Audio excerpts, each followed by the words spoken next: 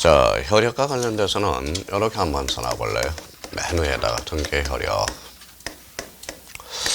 자, 혈액과 관련돼서 혈액에 따른 분류가 몇 개가 있어요? 두 개가 있죠. 물권적 혈액으로서. 그래서 여기는 뭐예요? 두 개. 자, 전국 등기가 뭐가 있어요? AB 등기가 있습니다. 자, 전국 등기를 다른 말로 여기 뭐라고 그래요? 이걸 본등기라고 그럽니다. 본등기. 자, AB 등기의 대표 순서가 뭐예요? 이게 이제 가등기죠. 강론 파트에서 가등기는 아주 중요해요. 가등기는 요거는 안 나온 애가 없어요. 가등기는 독자적 문제로 매년 출제가 되어 왔습니다. 올해가 몇 회예요? 27회죠. 그래서 몇 번 출제됐을까요? 27번이 출제돼서 추가 시험까지 해가지고. 그래서 가등기는 계속적으로 매년 독자적 문제야. 가등기가 안 나오면 이거는 대표적으로 이게 부동산 등기법의 문제가 아니에요. 가등기는 엄격하게 되면 뭡니까? 두 문제에서 세 문제 정도가 나와요. 민법에서도 출제되고. 그 다음에 가등기와 관련돼서 담보 가등기가 있거든. 대표적으로. 그거는 또 어디에서 출제되느냐? 바로 가등기 담보에 관한 법률 민사특별법에서 출제되고 있어요. 그러면 가등기와 관련. 그러면 지금 이제 등기 효력과 배우려는 것은 대표적으로 전국 등기, 즉 본등기 효력에 대해서 배우려고 그러는 거예요. 그러면 132페이지 1번에 봐봐요. 맨 위에 전국 등기 효력, 즉 본등기 효력이 됩니다. 가로 1번에 물권 변동적 효력. 자, 물권 변동적 효력이 가장 전국 등기 일반적 효력으로서 여기에서 이제 우리 한번 봐봐요. 암기가 됐는지 테스트 한번 해봐요. 자, 그러면 이제 요거는 이제 7번째 하는 거예요. 7번째 접수 시기. 자, 효력 시기가 있고요. 그 다음에 완료 시기가 있어요. 완료 시기. 자, 접수 시기는 언제죠? 또 다 까먹었죠. 그러니까 이게 25번 할 때까지 기억해야 돼요. 요거는 저장된 때야. 효력 시기는 뭐다? 접수한 때고, 완료 시기는 뭐다? 교합한 때. 요걸 우리가 꼭 숙지해야 돼요. 여기서 가장 중요한 것은 효력 시기와 관련돼서 중요하죠. 효력 시기는 기록한 때가 아니라 접수한 때야. 그러면 접수 시기와 관련돼서 저장된 때, 그래서 저장된 때 반드시 외워야 되고요. 효력 시기와 관련돼서는 접수한 때라는 걸 기억해 두셔야 되고, 완료 시기는 뭐예요? 이거는 교합한 때라는 거예요. 교합한 때. 그래서 우리가 여기서 가장 중요한 것은 즉 효력 시기. 이게 가장 중요해요. 자, 기록한 때가 아니라 접수한 때라는 거. 어쩔 수 없이 외워야 돼. 2차 과목 때는 암기 사유들이 많습니다. 그러니까 이걸 외우지 않으면 안 돼요. 그러면 자기가 이제 접수 시기 그러면 저장된 때요. 효력 시기 접수한 때, 완료 시기 한 때, 교합한 때. 교합한 때라는 것은 옛날에는 도장 찍었거든. 지금은 화면상에 도장 찍을 수가 없어요. 옛날에는 기재 플러스 날인하면 완료가 됐는데 날인을 교합이라는 말을 써줘요. 등기관에 식별 번호를 부여해서 어떤 등기관이 처리했다는 등기관 처리 번호가 있어요. 그걸 교합이라는 말을 써주게 돼요. 그러면 이렇게 이제 지웠어요. 자, 지웠어요. 그래서 이렇게 그럼 읽어보세요. 그랬더니 뭐라고 있는지 아세요? 동그라미. 이러면 안 돼요. 접수 시기는 뭐다? 저장될 때. 효력 시기는 뭐다? 접수할 때. 완료 시기는 뭡니까? 바로 교합한 때. 그러면 2번과 관련돼서 물권 변동 발생 시점. 그래서 행방편 딱 써놔요. 접수한 때로부터 효력이 발생한다. 그래서 제발 좀 외워야 돼, 이거는. 그러면 T과 관련돼서 등기를 마친 경우 그 등기는 접수한 때로부터 물권 변동의 효력이 발생한다. 그래서 접수한 때 팁 하나 줬죠. 자, 이번에 이제 대항적 효력. 대항적 효력과 관련돼서도 2번 다 배웠어요. 여기 한번 봐볼래요? 자, 임차권이에요. 임차권은 채권이에요, 물권이에요? 채권이죠. 그러면 임차권은 채권으로서 그 자체로 성립한다고. 임차권은 등기가 되면 뭐다? 등기가 되면 이게 물권화 돼버려요. 물권화. 그러니까 채권이 물권으로 작용하면서 계기는 힘이 변경. 그래서 이때 등기는 바로 뭐예요? 계기는 힘. 무슨요? 대항력이 발생한다. 그래서 대항적 효력이라는 말을 써주게 돼요. 대표적으로 5개가 있어요. 그래서 이제 환매 특약 탁탁 줄쳐놔봐요. 판매 특약, 그 다음에 임차권, 신탁, 그 다음에 임의적 기록사항. 그래 4개가 되고 하나는 좀 써놔요. 대표적으로 우리 10번 시험 범위에서 채권 담보권이 있어. 그래서 우리 대항적 효력 그러면 대표적으로 임차권, 판매권, 신탁 등기, 임의적 기록사항. 그 다음에 대표적으로 채권 담보권. 이거는 등기함으로써 제3자의 계기는 힘. 그래서 마지막 제줄에 제3자에 대해서 대항할 수 있다. 그래서 대항적 효력은 빨리 올수록 좋아요. 그래서 임차권, 판매권, 대표적으로 이제 신탁 등기, 그 다음에 임의적 기록사항. 대표적으로 하나 더 든다면 채권, 담보권. 요 의미를 한번 확인해 줄 필요가 있고요. 자, 3번에 점유적 효력이 나오네. 자, 점유적 효력과 관련돼서는 좀 우리가 좀 따져봅시다. 자, 나중에 이제 우리가 책을 읽다 보면 일단 점유적 효력과 관련돼서 거기 가로 3번 옆에다가는 요 세 개를 한번 써봐요. 세 개를 한번 써서 점유적 효력에 대해서 우리가 한번 확인해 보자고요. 자, 그러면 그 옆에 3번 옆에다 이렇게 써놔봐요. 일단 자, 점유의 추정력이라고 써놔봐요. 점유의 추정력. 자, 점유의 추정력. 그 다음에 그 옆에 약간 칸을 띄워서 등기의 추정력이라고 한번 써놔봐요. 등기의 추정력. 그 다음에 또 하나 우리가 잡을 거는 점유적 효력. 요거는 이제 있으니까 이렇게 한번 써놔봐요. 이게 전부 다른 내용이야. 요거는 전부 다른 내용이에요. 나중에 문제를 풀다 보면 요 세 개가 이제 헷갈려요. 점유의 추정력이 뭐고, 등기의 추정력이 뭐고, 점유적 효력이 뭔지 이 세 가지가 헷갈려요. 자, 점유의 추정력은 요거는 민법 200조라고 써놔요. 민법 200조로서 요거는 동산의 추정력을 나타내요. 그래서 동산의 추정력을 나타내고, 자, 등기의 추정력과 관련돼서는 요거는 명문 규정이 없어요. 법적 근거가 없어. 그래서 명문 규정이 없고, 요거는 학설과 판례에 맡겨져 있다라는 거. 학설 판례에 대해서 인정하고 있다라는 거. 그 의미를 잡아놓고, 요 등기의 추정력은 대표적으로 명문 규정 X, 학설 판례에 맡겨져 있고, 요거는 바로 부동산의 추정력을 나타내요. 부동산의 추정력. 자, 그러면 이제 점유적 효력, 요거는 뭐냐? 이제 설명이 돼야 되겠죠. 그러면 책을 읽을 때 이제 객관식 문제를 풀 때 점유의 추정력, 등기의 추정력, 점유적 효력, 나중에 미쳐버립니다. 그러니까 요 세 가지 의미가 다르다라는 거. 일단, 점유의 추정력은 민법 200조, 동산의 추정력을 나타낸다. 이거는 대표적으로 민법 200조의 권리의 적법 추정을 나타내고 있어요. 자, 등기의 추정력은 명문 규정이 없고 학설 판례에 인정되며 대표적으로 부동산의 추정력을 나타내요. 그러면 봐봐요. 등기된 부동산에 대해서도 점유의 추정력이 인정된다. 어때? X. 점유의 추정력은 부동산이 아니라 뭐다? 동산이라는 걸 기억해둬야 돼요. 무슨적 효력이 있어요? 점유적 효력. 자, 점유적 효력과 관련돼서는 그러면 가로 3번에다 이제 이렇게 한번 써보죠. 자, 점유적 효력요 옆에다가는 이렇게 써놔요. 바로 등기부 취득시효라고 하나 써놔요. 자, 등기부 취득시효. 자, 등기부 취득시효와 관련돼서는 요거는 뭐예요? 민법 245조 2항을 우리가 등기부 취득시효라고 그래요. 자, 등기부 취득시효의 요건은 뭐냐? 그러면 우리가 배웠을 거예요. 등기 10년,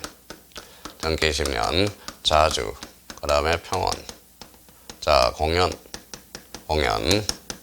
그 다음에 선의, 그 다음에 무과실이어야 돼. 무과실. 자, 그러면 여기에서 놓고 다시 한번 분석을 해보죠. 등기 10년, 자주, 평원, 공연, 선의, 무과실.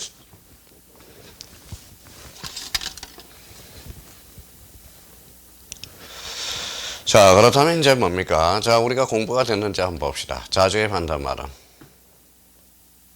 자주. 평원에 가면은 폭력, 강폭.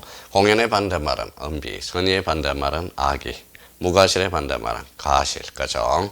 그럼 요 세 개를 묶어볼래요? 요 세 개를. 자, 요 네 개를 이렇게 묶어봐요. 자, 요 네 개를 이렇게 묶었습니다. 자, 자주, 평원, 공연, 선의는 추정받아. 추정받기 때문에 추정받으면 누가 입증한다? 무효를 주장하는 반대 당사자가 입증한다. 그래서 지난주에 우리가 봐봤고요.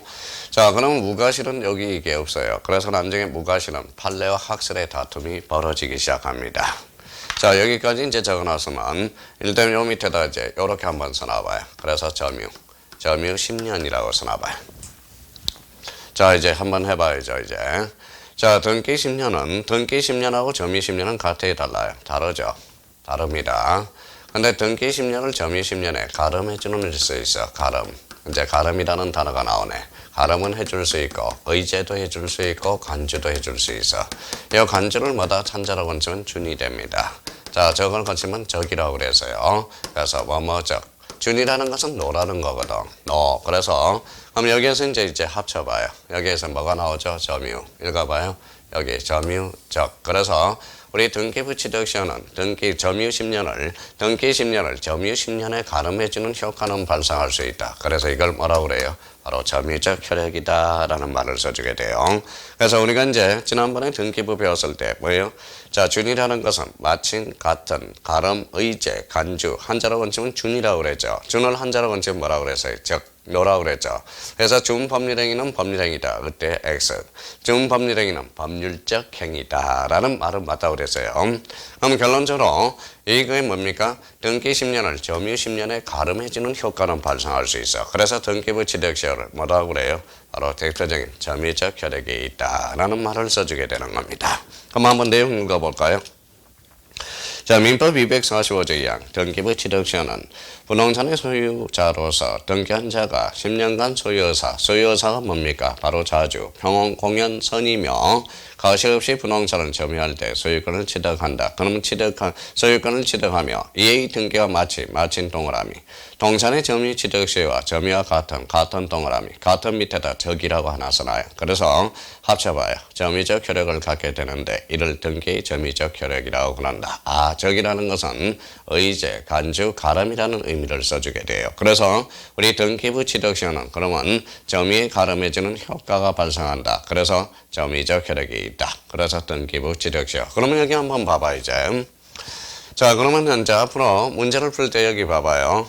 자, 점유의 추정력은 민법 200조 동산의 추정력을 나타내고요. 등기의 추정력은 뭐예요? 명문 규정이 없어 학설 판례와 같은 학설 판례에서 인정되고 부동산의 추정력을 나타내요. 좀 이따 우리가 볼 거고요. 자, 점유적 효력은 그러면 결론적으로 민법 245조 1항 명문 2항이네요. 명문 규정이 있네. 그래서 등기부 취득시효는 점유에 가름해주는 효과가 발생한다. 그래서 무슨적 혈액이 있다? 점유적 혈액이 있다. 그러면 책을 읽을 때 앞으로 조심해야 돼요. 다시 점유의 추정력, 등기의 추정력, 점유적 혈액은 같다 다르다 다르다라는 걸 다시 한번 눈으로 확인해 둘 필요가 있어요.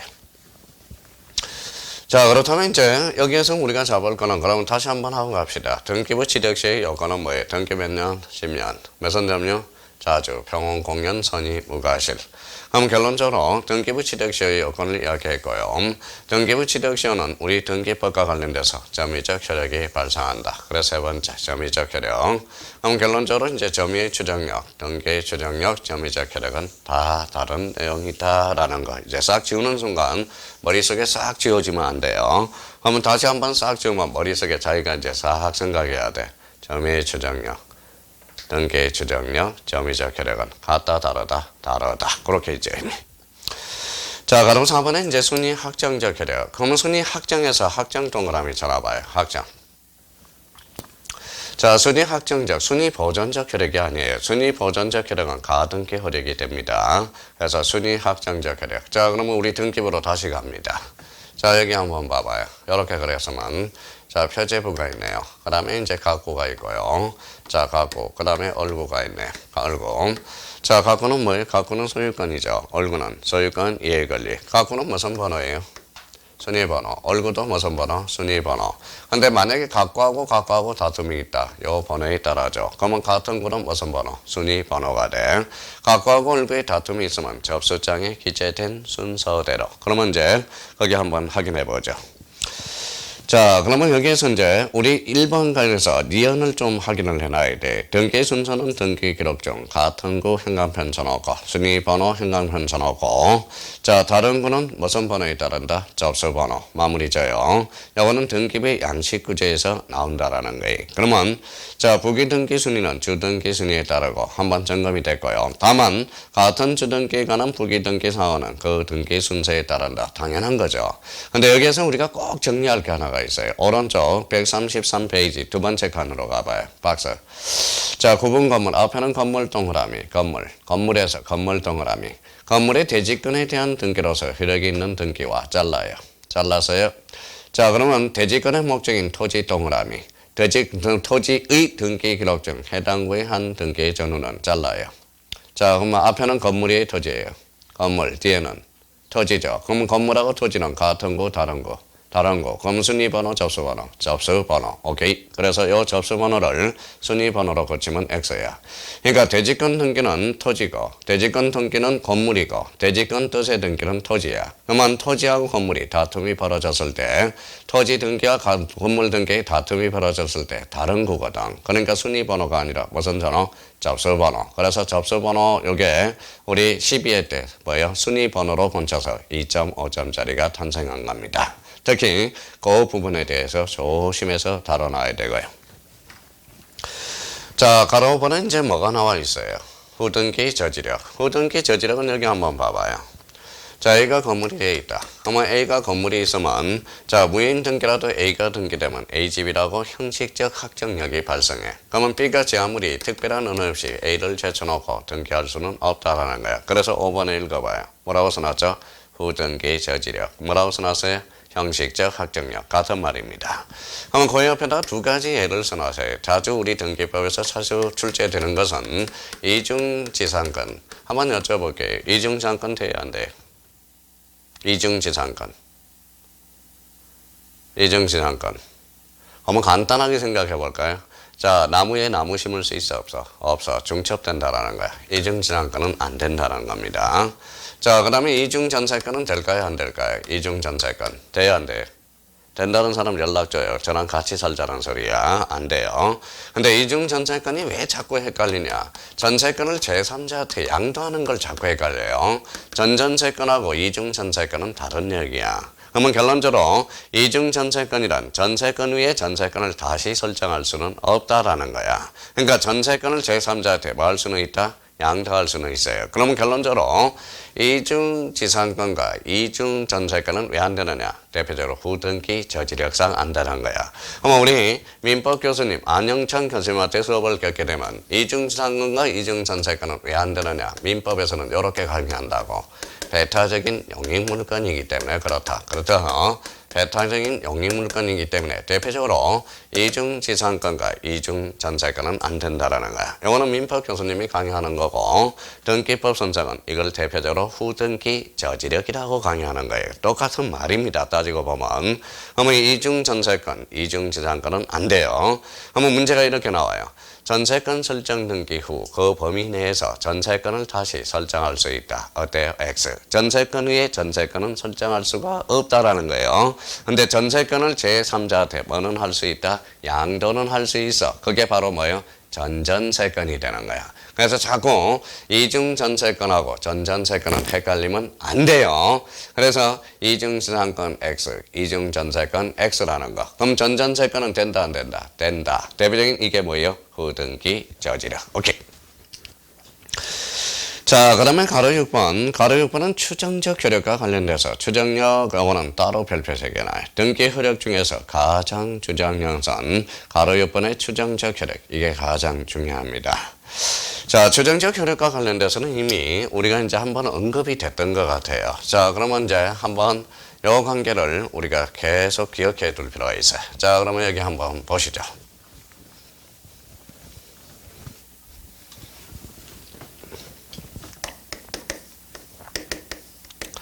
자, 요걸 자꾸 기억해요. 요 사례는 앞으로 자, 시험 볼 때까지 한 150번에서 많게는 200번이 설명이 됩니다. 자, A가 B한테 집을 팔았다. 이 사람은 매도인, 이 사람은 매수인이 돼요. 누구나 아는 이야기야. 근데 이걸 이제 의미를 매수인이 뭐냐? 이거는 일반인이 되는 거예요. 그래서 사인. 요거는 사인이 되는 거야. 사인. 그러면 이 사람은 등기를 해달라고 요구할 수 있는 권리자가 되고 이 사람은 의무자가 돼. 그래서 이 의무자 두 사람을 뭐라고 그래요? 당사자라는 말을 써주게 돼. 그러니까 이걸 자꾸 생각해야 돼. 우리 민법은 매도인, 매수인 그러면 끝나. 당사자까지 넣으면 끝나지만 우리 등기법은 요 두 개를 더 사고를 넣어줘야 돼요. 그래야 나중에 요 의미. 그러니까 요 관계에서 우리가 이제 관계를 따져놔야 돼. 그러면 A가 B한테 팔았다. 매도인, 매수인, 사인, 권리자, 의무자, 당사자. 그러면 아무 말이 없어. 그럼 매수인은 원칙적으로 뭐다? 권리자의 의무자예요. 권리자가 되는 거야. 권리자. 그럼 요 관계에서 이제 봐봐요. 어디로 왔느냐? 등기소로 와서 요 관계를 자꾸 따져놓는 관계에서 그래야 등기법이 변화무쌍한 걸 우리가 막아낼 수가 있어요. 등기소야. 그럼 요 관계에서 한번 따져보자고요. 자, 그러면 요거 뭐예요? 사인이죠. 그러면 사인. 그러면 사인 간의 관계, 이게 무슨 관계라고 배웠어요? 이게 실체 관계야. 빨리 실체 관계를 정립해야 돼. 실체 관계. 요 사인 간의 관계가 실체 관계야. 그러면 요 두 사람의 관계가 바로 실체 관계라는 거야. 그러면 요 사람이 권리가 있으면 요 사람이 의무가 있거든. 그럼 요 사람이 권리가 있으면 요 사람이 의무가 있는 거예요. 자, 그러면 그 사인의 권리 의무를 결정짓는 것, 내용을 결정짓는 것, 이게 바로 실체법이 되는 거야. 그러면 실체법이라는 것은 영어는 민법이야. 그래서 민법. 그래서 민법은 무슨 법이다? 대표적인 실체법이라고 그러고요. 요 A, B의 관계가 무슨 관계다? 실체 관계야. 이 실체 관계 나오면 요 실체 관계가 뭔지를 정립이 안 된다는 거예요. 자, 이번에는 사인이 등기소에 와서, 그러면 이게 바로 등기소의 관계가 바로 절차 관계야. 절차 관계. 여기 이제 무슨 법이냐? 이게 절차법이야. 이 절차법이 바로 무슨 법이다? 바로 부동산 등기법이 돼요. 그러면 자, 부동산 등기법하고 부동산 등기법과 민법은 뭐예요? 실체법과 절차법의 관계야. 그러니까 우리가 뭐예요? 실체법이라는. 그러면 자, 민법이 돌아가기 위해서는 절차법인 부동산 등기법이 있어야 돼. 등기법이 없으면 민법은 돌아가지를 못한다라는 겁니다. 이 관계를 우리가 따져줘야 되고요. 자, 요 관계에서 자꾸 따져놔야 됩니다. 자, 그러면 여기 한번 보죠. 그러면 이제 봐봐요. 자, 그러면 얘가 등기를 안 해줘. 그러면 사인이 사인한테 등기를 요구한다. 그래서 등기 청구권 떨어지네요. 자, 사인이 등기소 국가한테 요구한다. 이게 등기 신청권이네. 그러면 등기 신청권하고 청구권이 또 탄생하게 되네. 등기 신청권이란 사인이 국가한테 등기를 요구하는 거고, 사인이 사인한테 등기를 요구하는 것은 등기 청구권이야. 이 관계가 엄청나게 중요하다라는 겁니다. 이 관계에서. 그럼 이 관계에서는 어떤 관계가 나오느냐? 그럼 자, 봐봐요. 그럼 등기 청구권은 실체법상 권리요. 등기 신청권은 절차법상 권리라는 거. 그래서 머릿속에 이 구조를 머릿속에 딱 정립하고 강의를 들어야 된다고. 그러니까 이 관계가 무슨 관계다? 바로 실체 관계. 이 사인과 등기소의 관계가 바로 절차 관계라는 거야. 자, 그렇다면 이제 봐봐요. 그럼 개념이 또 나와요. 실체법상 등기 권리자란 등기 청구권을 행사하는 자가 또 나오고, 자, 실체법상 등기 의무자란 등기 청구권의 행사의 상대방이라는 게 개념이 또 탄생하게 되고요. 자, 그렇다면 이제 여기에서 이제 무슨 관계가 나오느냐? 자, 그러면 이제 돌려보죠. 자, 당사자라는 걸 이제 돌려보죠. 당사자가 뭘 써요? 매매계약서를 써. 그래서 우리가 내공을 쌓였죠. 자, 매매계약서에서 요 매매가 뭐라고 그랬어요? 대표적으로 등기 원인이라고 그랬죠. 요 계약서가 뭐라고 써놨어요? 정서. 등기 원인 정서는 누가 써? 당사자가 쓰죠. 당사자는 거짓말 해야 안 해? 해요. 그러니까 무슨 계약이 나와? 부실계약이 나와. 자, 부실계약이 나오니까 부실계약이 나오니까 부실계약을 막아야 돼, 안 막아야 돼? 막아야죠. 그러니까 금인계약서를 도입해 쓰는 거고, 금인이라는 게 탄생하고, 우리나라 사람 머리가 그렇게 좋아. 그래서 이게 안 되겠다 해서 부동산 거래신고 필정까지 탄생하게 되는 겁니다. 거래신고 필정까지 탄생하게 되고요. 그럼 우리나라 사람 머리가 좋아, 안 좋아? 좋아. 그렇다면 요 부실계약을 믿고 부실등기가 이루어진다고 그래서요. 그럼 부실등기가 나온다. 그러면 등기는 믿을 수 있어? 없어? 없어. 그래서 등기에 대해서. 자, 등기에 대해서 대표적으로 공신력이 불인정되게 되는 거고, 공신력 불인정. 공신력이 불인정되면 뭐예요? 공신력이 불인정된다. 그러면 거기에 대해서 뭐예요? 자, 거래가 원활하지 않죠. 그래서 뭐가 탄생해? 등기 추정력이 탄생하게 되는 겁니다. 그러면 등기 추정력은 뭐예요? 바로 공신력 불인정. 요거는 동전의 앞면, 뒷면이 되는 거야. 그래서 등기 추정력은 인정할 수밖에 없다라는 거. 그래서 지난번에 뭐예요? 써세요 그래봤죠. 써세요 그랬더니 요쪽에 한 방 쐈죠. 실체관계에도 추정력이 미치고, 절차관계에도 추정력이 미치고, 대표적으로 등기 원인에도 추정력이 미치며 당사자 간에도 추정력이 미친다. 그래서 요 관계 속에서 우리가 이제 등기법을 가지고 놀아야 된다라는 거예요. 요 관계 속에서. 요 관계를 모르면 앞으로 큰일이에요. 아무리 해도 등기법은 머릿속에 뭐다 치고 나갈 수가 없다라는 거야. 그래서 뭐가 나오죠? 등기 추정력이 나와. 자, 그러면 거기 가로 6번에 이제 하나씩 정리 한번 해봅시다. 가로 6번에 이렇게 한번 써봐요. 등기 추정력 옆에다가 첫 번째 가지를 뭐예요? 한 6개를 한번 써봐요. 자, 그러면 첫 번째 뭐를 하나 써놓냐? 가로 열고 추정력이란 추정받으면 추정받으면 반대 당사자가 입증한다. 그래서 반대 당사자 입증이라는 게 탄생하게 되고요. 그래서 지난번에 뭐라고 그랬어요? 추정받으면 누가 입증한다? 무효를 주장하는 반대 당사자가 입증한다. 자, 두 번째는 뭡니까? 두 번째는 명문 규정이 없어요. 명문 규정이 없고 명문 규정이 없고 학설 판례에서 인정돼요. 그래서 대표적으로 학설과 판례에서 인정된다. 그래서 학설 판례에서 인정한다. 자, 그러면 세 번째는 뭐예요? 자, 사실의 등기를 무슨 등기라고 그래요? 표제부. 표제부는 권리다, 사실이다. 사실의 추정력은 줄 필요 없어. 그리고 사실의 등기는 추정력이 인정되지 않아요. 자, 네 번째입니다. 자, 가등기는 예비 등기지 전국 등기 효력이 아니거든. 그래서 가등기는 단지 순위 보전적 효력만 발생한다라는 거예요. 그래서 가등기 요거와 관련돼서는 우리 작년에 25회 때 민법에서 2.5점짜리야. 등기의 추정력과 관련된 설명 중 틀린 것 1번에 자, 가등기에도 추정력이 미친다. 어때? X. 추정력은 무슨 등기의 효력이다? 전국 등기의 효력이 되는 거야. 자, 다섯 번째입니다.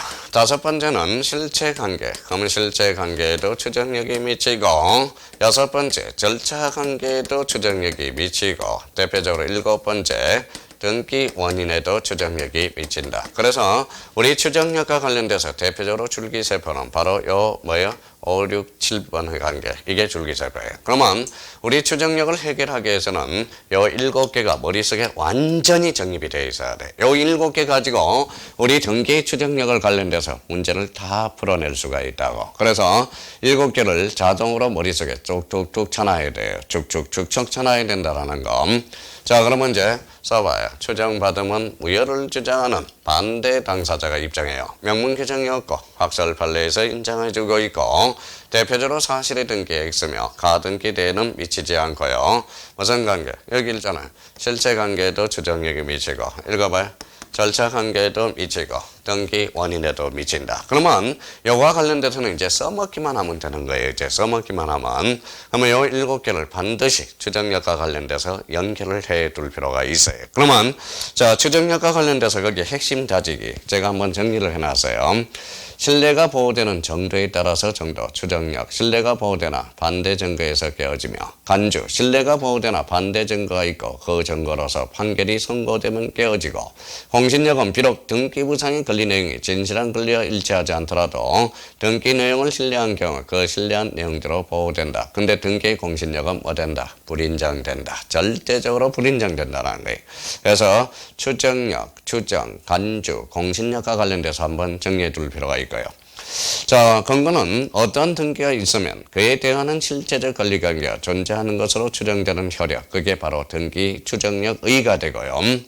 자, 그 다음에 3번을 한번 가죠. 3번은 자, 근거를 보죠. 민법이나 부동산 등기법에 명문 규정은 없으나 등기 제도상 절차상 공동신청주의와 서민신청주의를 통해 제도적 절차상 그 진실이 반영되도록 보장되고 있으며 등기 국가기관에서 등기 절차 등기부가 국가기관에서 관리된다는 점에서 실체적 권리관계가 존재할 개연성이 높다는 의미로 거기에 출전하세요. 통설 판례는 추정력이 인정된다. 그러면 건과 관련돼서는 두 군데 포인트를 잡아요. 민법, 명문 규정은 없으나 통설 판례가 뭐다 인정하고 있다. 자, 여기와 관련돼서 대표적으로 이제 팁을 한번 봐봐요. 팁. 자, 추정력인 권리의 등기에 대해서는 인정되나 사실의 등기에 대해서는 인정되지 않는다. 꼭 표제부 등기는 인정되지 않는다는 원리가 중점적으로 공략이 됩니다. 자, 그러면 이제 우리가 이제 다음 달 코스의 134페이지 인정 범위, 부정 범위에 대해서 우리가 이제 잡을 거고요. 특히 이제 부정 쪽으로 가요. 급한 거 한번 꺼놓고 가죠. 일단 기업 찾아요. 기업. 부정에서 기업. 자, 소유권 이전 등기, 정권의 가등기 줄쳐놓으세요. 가등기는 추정되지 않는다라는 거, 요거 자주 출제돼요. 부정에서 기업. 그 다음에 또 하나는 미음을 잡아요. 미음. 등기된 부동산에 대해서 등기의 추정력은 인정하지만 점유의 추정력은 인정하지 않는다. 점유의 추정력은 뭐의 추정력이다? 동산의 추정력이라고 그랬어요. 그래서 기억하고 미음은 특히 민법과 등기법에 맞물려 있습니다. 조심해서 다뤄놓으셔야 돼요. 그래서 그 의미 한번 잡아두시고.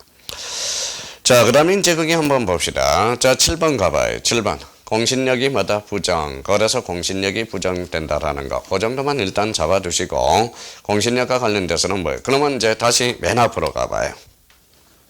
자, 132페이지로 가봐요. 132페이지. 자, 132페이지 가니까 거기 1번 한번 읽어봐요. 가로 1번. 물감 변동적 혈액. 2번 대항적 혈액. 3번 점유적 혈액. 4번 순위확정적 혈액. 5번 후등기 저지력. 6번 추정적 혈액. 자, 7번은 가로 7번은 뭐예요? 홍신력 부정. 이게 무슨 등기 혈액이다? 종국 등기 혈액이다. 그 정도는 우리가 잡고 가셔야 돼요. 자, 그러니까 어차피 객관식이니까 요걸 읽으면서 종국 등기 혈액이다. 이번 달 목표는 그 정도만 확인하면 돼. 내용은 차차 이제 내공이 쌓이면 알게 되거든요. 자, 그 다음에 이번에 예비 등기 혈액 이렇게 나왔네요. 가등기 혈액 나왔네요. 자, 가등기 혈액과 관련돼서 본등기 전의 혈액 이렇게 나왔네요. 본등기 전의 가등기 자체만으로 어떤 실제법상 권리 변동의 혈액이 발생하지 않는다. 줄쳐놔요. 그러면 가등기는 물건 변동적 혈액이 없다. 요 정도. 자, 본등기 혈액은 1번 가서 줄쳐놓읍시다. 가등기에 의해서 본등기를 하면 본등기 순위는 가등기 순위에 안다. 특히 2번을 오늘 이해하셔야 돼. 동그라미 2번. 본등기를 하면 그 본등기 순위는 가등기 순위에 의하지만 거기에 줄쳐놓으세요. 물건 변동 혈액이 가등기로 소급하는 것은 아니라 본등기 시에 발생한다. 요걸 그렇게 이해를 못해요. 자, 그러면 요거 한번 오늘 잡아두자고요. 자, 요 관계 또 한번 그려놔야 됩니다. 요 관계 또 한번 생각해 둘 필요 있어요. 요 관계를. 자꾸 요 관계를, 그러니까 제가 관계 속에서 나오는 게 우리 등기법이거든요. 그러니까 요 관계 한번 생각해 둘 필요 있고요. 자, 그러면 설명을 또 한번 들어봐요.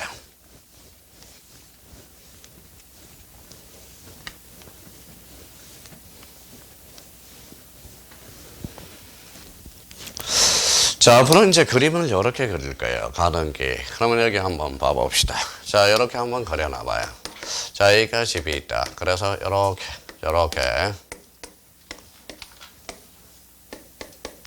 앞으로 이렇게 그릴 거예요.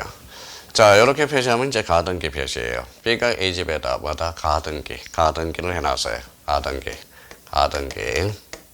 가등기는 단지 순위 버전이야. 그래서 순위 버전이라고 써놔요.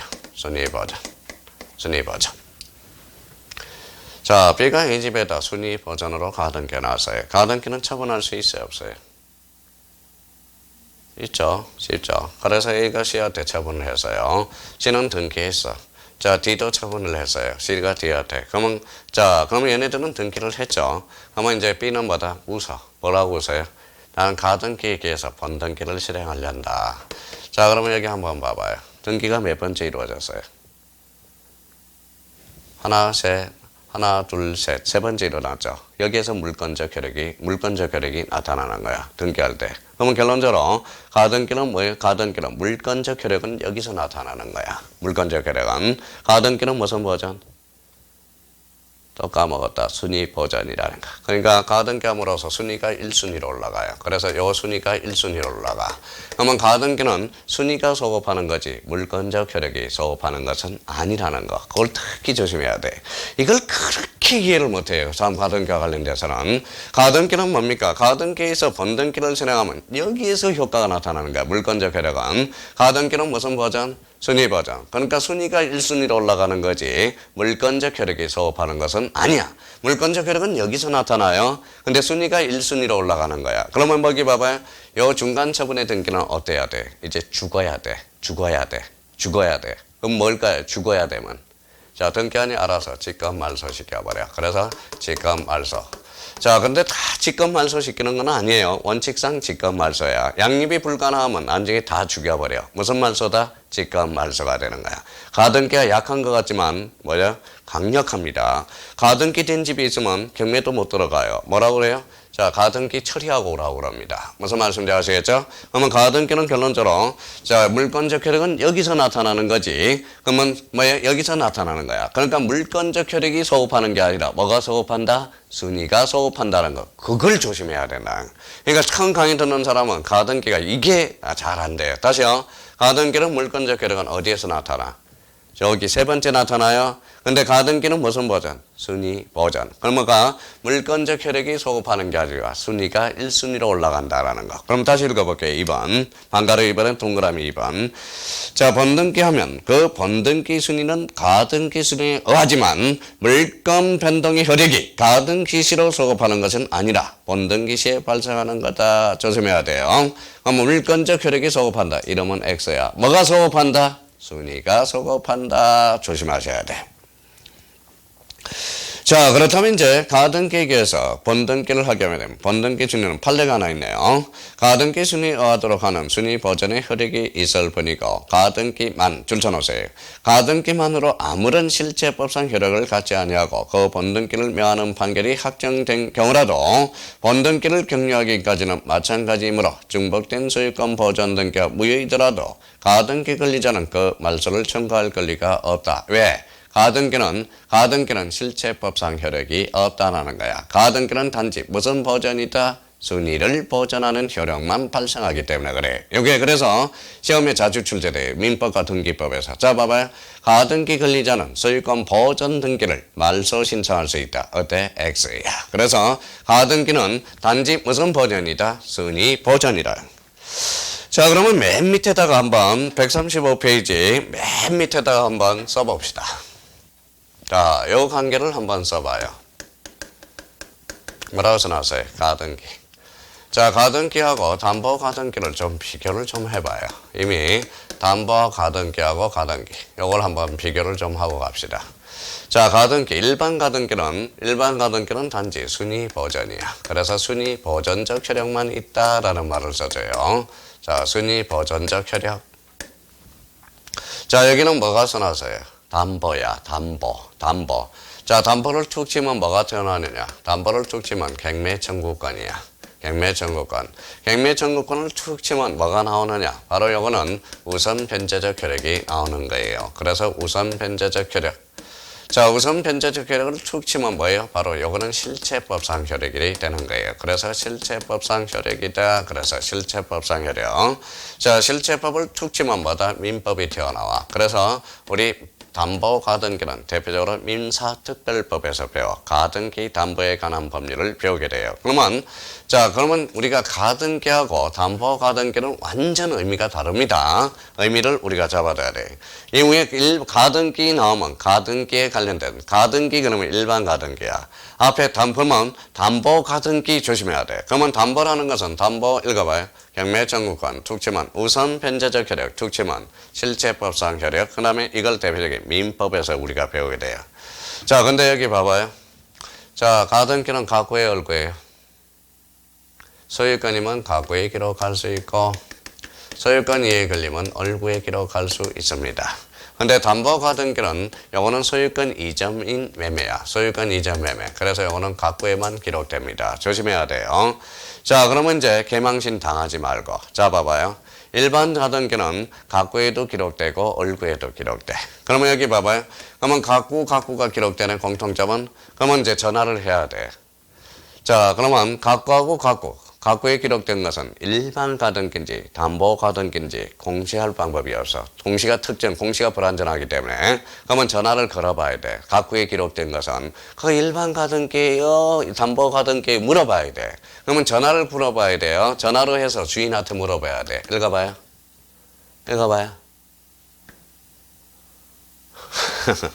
이 전화가 바로 실체관계야. 그래서 실체관계를 따져야 된다라는 거야. 조심해야 돼. 근데 개망신 당하지 말고. 자, 봐봐요.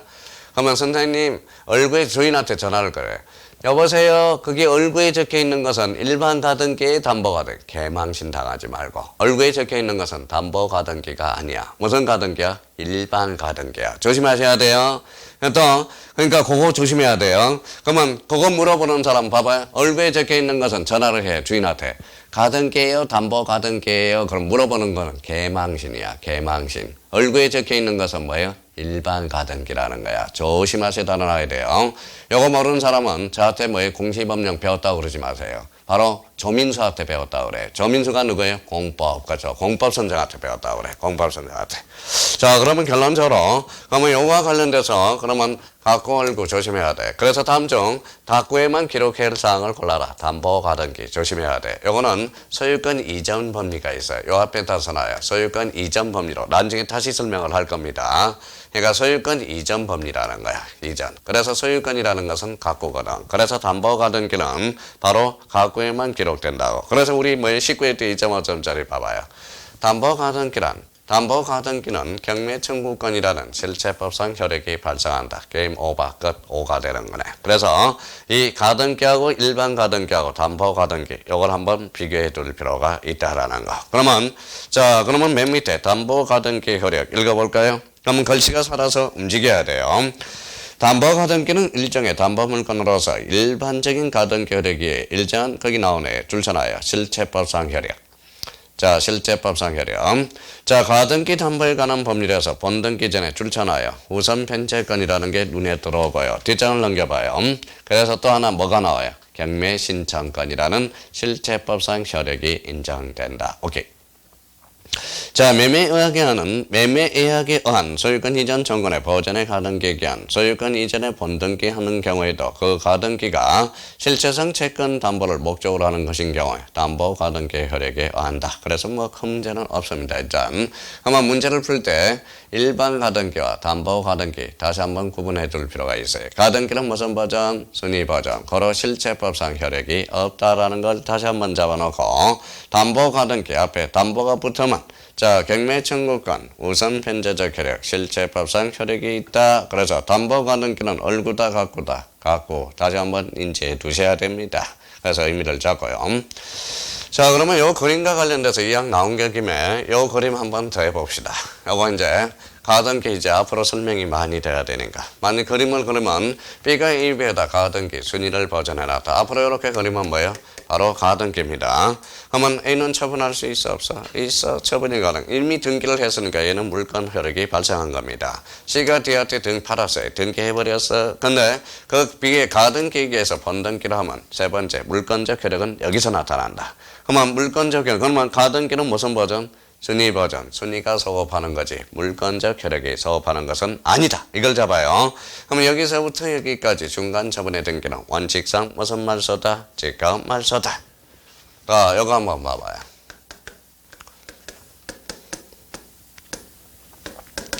자, A가 B한테 가등기 나왔어요. 가등기는 무슨 버전? 순위 버전. A는 A집은, 그러면 A는 처분할 수 있어요? 없어요? 있죠. 그러면 이렇게 처분할 수 있어요? 없어요? 있어. 그래서 뭐예요? 가등기가 몇 개야? 2개. 이게 이중 가등기야. 그래서 이중 가등기는 가능 불가능. 일단 가능합니다.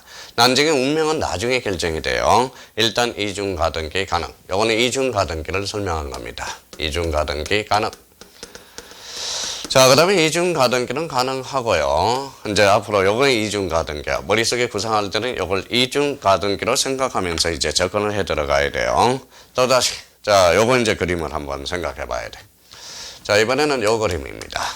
A가 B한테 뭐다? 가등기로 해놨어. B가 순위 버전으로서 가등기 해놨어요. 자, 요거는 좀 크게 그려야 되겠네요. 자, B가 가등기를 해놨어. 자, 그러면 B는 그러면 A집에 단지 순위만 보전해 줄 수 있어요. 당사자가는 단지 처분 제한의 가등기는 안 돼. 근데 봐봐요. C라는 사람이 있어. C라는 사람이 있어요. C라는 사람이 B한테 돈 받을 권리가 있어. 근데 알고 봤더니 뒷조사를 해봤더니 A집에다 가등기 해놓은 거야. 땡 잡았네. 그래서 얘가 본등기를 실행해서 처분을 못하도록 잽싸게 요 속에 들어가서 가등기상의 가등기를 할 수 있다라는 거야. 무슨 말씀인지 아시겠죠? 이게 바로 읽어봐요. 가등기상의 가등기 인정이 됩니다. 조심해놔야 돼요. 가등기상의 가등기의 이거는 요거는 무슨 가등기다? 이중 가등기고 요거는 가등기상의 가등기야. 그러면 결론적으로 제3자가 여기에 대한 처분 제한은 언제든지 가능해. 자, 제3자가 여기에 대한 처분 제한도 요 A씨가 여기에 대한 처분 제한도 할 수가 있어요. 근데 당사자가는 A와 B의 관계는 처분 제한의 가등기는 안 돼. 보다 A와 B의 관계는 단지 무슨 버전이다? 순위 버전만. 그걸 착각해서는 안 돼요. 그러니까 그러면 처분 제한에 가등기는 돼, 안 돼? 안 돼! 왜? 가등기는 단지 무슨 버전이다? 순위 버전이기 때문에. 조심해야 돼요. 조심해야 됩니다. 아마 앞으로 이제 그림을 죽도록 볼 거예요. 요 세 개를. 요 세 개를 볼 겁니다. 요 세 개를 우리가 볼 거예요. 그러면 요거는 이제 뭡니까? 자, 요거는 이제 가등기에서 이제 중간 저문의 등기 처리 문제들이야. 자, 여기 한번 봐봐요. 나중에 죽도록 들 게 있어요. 여기 봐봐요. 자, 개미를 3등분 해봐요. 개미를 3등분 하면 어떤 결과가 생겨요? 죽지. 무슨 말씀인지 아시겠죠? 죽는다야. 그래서 분명히 개미를 3등분 해봐라. 그랬더니 머리, 몸통, 다리 이러면 안 돼요. 그러면 우리는 항상 사고는 요 관계에서 3등분을 해둘 필요가 있어. 자, 1단계. 가등기 전에 이루어진 것, 직권말소 대상이 아니요. 이렇게 이루어진 것은 가등기 상에 이루어진 것은 직권말소 대상이 아니요. 요 중간에 처분의 등기만 원칙상 무슨 말소다? 직권말소다. 그래서 가등기 전, 가등기 상, 중간 처분의 등기 요 3단계를 나중에 3등분을 해서 구분해 둘 필요가 있다라는 거예요. 그래서 그때 이제 이런 이야기를 해요. 개미를 3등분 하면 머리, 다리, 머리, 몸통, 다리 아마 내요. 다음번에 물을 때는 개미를 3등분 하면 먹는다. 죽는다. 이렇게 이야기해야 돼요. 일부러 그 개미라는 이야기를 전제 요건을 걸어놨다라는 겁니다. 자, 그러면 여기 봐봐요. 자, 그러면 여기 무슨 가등기? 이중 가등기. 가능해요? 가능합니다. 근데 난쟁의 운명은 나중에 결정돼. B가 가등기에서 번등기 하면 양립이 불가능하면 죽여버려. 양립이 가능하면 존치를 시켜주는 거고. 그러면 일단 이중 가등기는 가능, 불가능, 가능하다라는 거. 자, 요번에는 뭡니까? 요거 읽으면 가등기야. 가등기 상의 가등기야. 그래서 요 가등기는 무슨 등기로 이루어지느냐? 부기 등기로 이루어져. 요것도 뭐다 자주 출제됩니다. 그러면 가등기 상의 가등기로 가능, 불가능, 가등기 상의 가등기를 7자로 건치면 뭘까요? 그게 가등기 이전 등기야. 가등기 이전 등기도 가능, 불가능, 가능. 그런데 무슨 등기로? 부기 등기로. 그러니까 옛날에 우리가 이제 뭐예요? 자, 한 사람만 주장했었어. 한 사람만 누가? 자, 서울대학교 민법 가경직 교수님만 가등기 상의 가등기 인정한다. 그 사람만 인정을 했는데 그 제자들이 대법원 판례 가서 가등기 상의 가등기 인정해도 별 문제가 없겠다. 그래서 1998년 10월 달에 센세이션 했던 거예요. 이게 1998년 10월 달에 판례가 확정이 돼서 바뀐 겁니다. 그래서 1998년 10월 달에 모든 시험에 행시, 사법고시, 입법고시 모든 시험에 가등기 상의 가등기는 가능하다라는 문제가 다음 중 틀린 것을 골라라. 가등기 상의 가등기는 불인정된다. 틀렸고요. 다음 중 옳은 것을 골라라. 가등기 상의 가등기는 인정된다. 그래서 엄청나게 1998년도에 센세이션 했던 게 요즘 엉파리, 엉박파라 그러지만 이게 1998년에 제일 센세이션 했던 대법원 판결입니다. 그러면 읽어봐요. 이제부터 눈에 익혀요. 읽어봐요. 가등기 상의 가등기도 가능, 불가능, 가능. 요 가등기는 무슨 등기로? 부기 등기로. 자, 눈으로 익혀요. 이중 가등기, 가능, 불가능, 가능, 익혀요. 자, 그래서 요거, 개미를 3등분 하면 죽는다. 그러면 요 전자요건은 항상 3등분을 머릿속에 기억하고 있어야 돼요. 전에, 상해, 중간, 처분의 등기. 기억을 해줘야 돼요. 엄청나게 이제 가등기 하려고, 가등기를 나가기 위해서 이제 시동을 걸기 시작한 겁니다. 시동을. 그래서 그 정도 이미 잡아주시면 됩니다. 자, 3번입니다. 3번 거기 136페이지에 3번 등기요건 별표 5개. 자, 별표 5개 놓고 여기도 한 문제 아니면 두 문제가 늘 기다리고 있는 파트가 등기요건이야. 그러면 가로 1번에 봐봐요. 가로 1번에 형식적 요건, 형식 동그라미. 형식 그래서 절차 동그라미. 자, 오른쪽엔 뒷장을 한번 넘겨봐요. 뒷장을 한번 넘기면, 자, 가로 2번을 봐봐요. 138페이지, 가로 2번. 자, 뭐라고 써놨어요? 실제 동그라미. 실제 밑에다 내용이라고 써놔요. 그러면 이제 크게 봤습니다. 그러면, 자, 크게 봤으면 몇 페이지를 쓰냐면 136페이지. 136페이지가 137페이지 맨 상단에다가 이걸, 자, 세팅을 하나 해놔요. 자, 배울 준비 세팅을 하나 해놔요.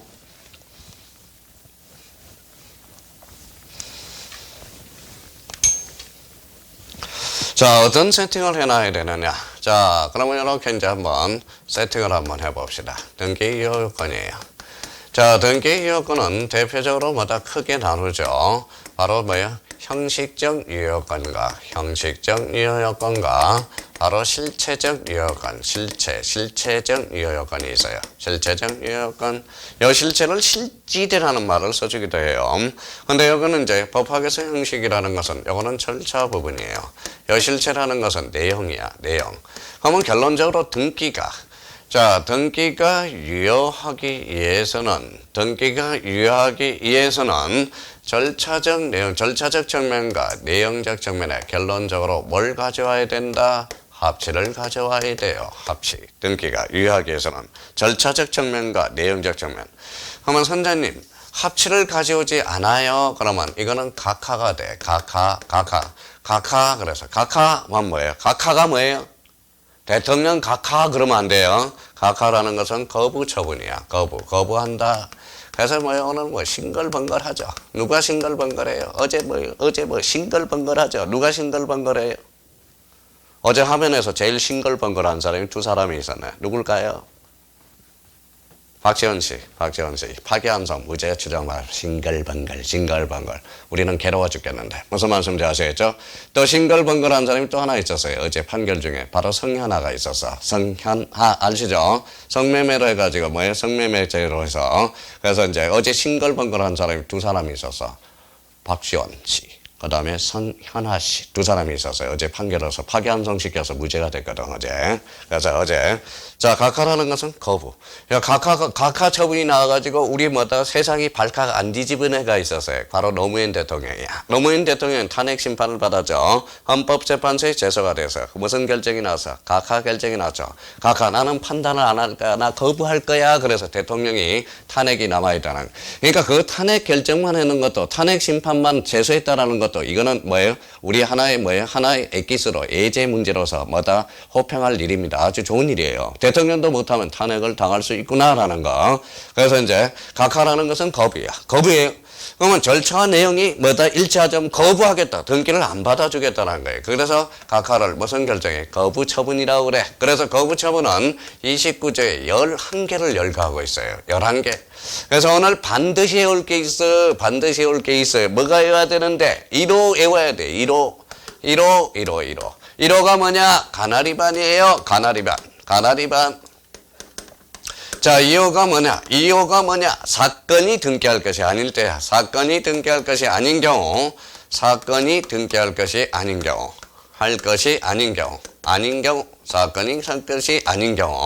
사건이 등기할 것이 아닌 경우예요. 자, 그래서 이제, 1호 11개는 외울 수 없더라도, 우리 기본적으로 2개 정도는 외워야 되지 않겠습니까? 시험 보러 가는 사람이. 자, 1호가 무슨 위반? 가나리 위반. 2호는 사건이 등기할 것이 아닐 때, 항상 1호하고 2호하고 한 세트를 묶어야 되고, 3호부터 11호까지가 바로 한 세트를 묶어놔야 돼. 그래서 요거 한 세트를 묶어놔야 되는 거예요. 11개에서. 자, 다시 1호는 무슨 위반? 가나리 위반. 2호는 사건이 등기할 것이 아닐 때. 자, 그럼 봐봅시다. 우리 첫 계약은 무효야, 유효야? 무효야. 그렇죠? 무효죠? 왜 무효야? 자, 반사의 질서로 무효죠. 국가가 무효라고 선언했으니까. 무슨 무효라고 그래요? 절대적 무효라고 그러잖아. 그렇죠? 우리 무효는 절대적 무효가 뭐가 있다? 상대적 무효가 있어. 그러면 통정회의 표시는 뭐예요? 제3자 보호 규정이 있죠? 그러면 상대적 무효고. 우리 반사의 질서는 무슨 무효예요? 절대적 무효야. 그러면 우리 민법에서 절대적 무효가 있듯이 우리 등기법에서도 절대적 무효가 있어요. 그게 바로 1호와 2호야. 제가 마포에서 집에서 나왔어요. 그러면 마포에서 집에 나왔는데 저기 합정동 다른 집으로 들어가면 안 된다고. 그거는 절대적 무효가 되는 거예요. 그래서 가나리 반. 그 다음에 우리 2호 사건이 등기할 것이 아닐 때 유치권은 등기 능력이 있어 없어? 없어. 없다고 배웠죠? 유치권이 등기하면 뭐예요? 등기가 아니 뭐예요? 당연무효라고 주장해. 그래서 등기 안 된다라는 거야. 그래서 1호와 2호는 묶어요. 언제나 당연무효야. 설사 등기가 됐더라도 직권말소고 설사 등기가 됐다 직권말소 그러니까 이의신청 대상이라는 거야. 그래서 1호와 2호는 언제나 당연무효야. 언제나 당연무효. 언제나 직권말소. 언제나 이의신청의 대상이야. 그러면 봐봐요. 언제나 1호가 무슨 위반? 가나리 위반. 2호는 사건이 등기할 것이 아닐 때 언제나 무슨 무효? 당연무효. 언제나 직권말소. 언제나 이의신청의 대상이야. 그러면 13회 때 이제 13년, 자, 몇 년 전으로 갈까요? 14년 전으로 타임머신을 타고 갑시다. 자, 13회 때 이런 질문이 나왔네. 다음 중 틀린 것.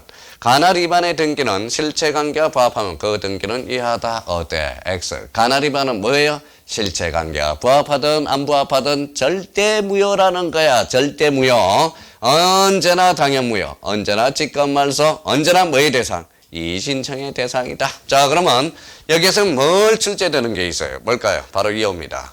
이유는 우리가 등기가 되는 것, 안 되는 것. 이게 엄청나게 중요하거든. 그래서 이 이유는 별표가 5개야. 그래서 별표. 이 별표 5개는 무조건 출제가 되는 거야. 독자적 문제로요. 그럼 사건이 등기할 것이 아닐 때. 그래서 이런 것들은 중요한 거고요. 자, 그러면 이제 뭐예요? 자, 여기까지는 이제 하나만 더 하고 잠시 쉬었다가 정리해 봅시다. 자, 봐봐요. 자, 여기로 다시 왔어요. 자, 등기 요건은 절차적 측면과 내역적 측면의 합치를 가져야 돼. 근데 여기 합치되고 여기 합쳐야 되면 각하가 돼. 근데 야, 여기 합치되지 않고 합치되면 각하. 합치되고 합치되지 않더라도 각하해야 돼. 근데 판례는 여기 합치하지 않더라도 완화시키는 게 있어. 그래서 판례가 완화시켜주는 게 이게 대표적으로 4개가 있어요.